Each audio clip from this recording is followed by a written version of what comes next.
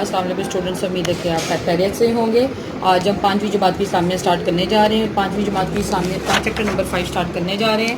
ہمارا چیپٹر ہے جی وعدے کی پابندی۔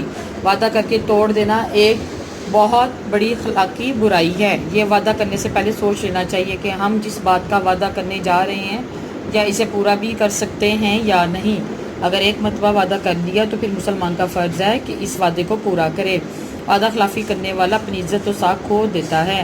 یہ قسم کا جھوٹ ہے۔ اگر جھوٹ بولنے والے کی عزت نہیں ہوتی تو وعدہ خلافی کرنے والے کی بھی کوئی عزت نہیں ہوتی، اور اللہ تعالیٰ بھی ایسے لوگوں کو ناپسند کرتا ہے۔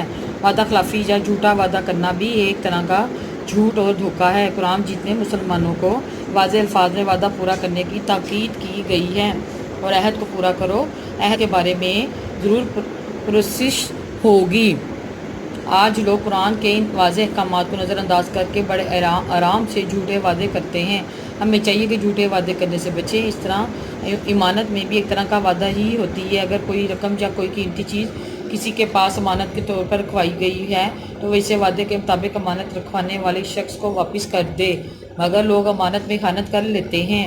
حالانکہ وعدے کی پابندی کرنے والوں کو اللہ تعالیٰ نے قرآن مجید میں جنت کا وارث قرار دیا ہے، اور جو اپنی امانتوں اور اپنے عہد و پیمان کا پاس کرتے ہیں، جو اپنی گواہیوں پر قائم رہتے ہیں، جو اپنی نماز کی خبر رکھتے ہیں، یہی لوگ جنتوں میں عزت و اکرام سے ہوں گے۔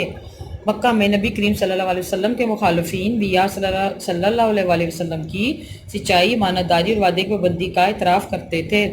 حتیٰ کہ ابو جہل جیسا دشمن بھی یہ کہتا تھا کہ بے شک محمد صلی اللہ علیہ وسلم ہمیشہ سچ بولتے ہیں اور کبھی کوئی غلط بیانی نہیں کرتے۔ حضرت محمد صلی اللہ علیہ وسلم تجارت اور لین دین کے معاملات میں بھی وعدوں کی پابندی کیا کرتے تھے۔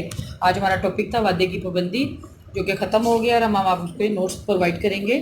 اس کے نوٹس ہم آپ کو دکھا رہے ہیں جی، اس کو آپ نے نوٹ ڈاؤن کرنا ہے اور اچھی طرح یاد کرنا ہے۔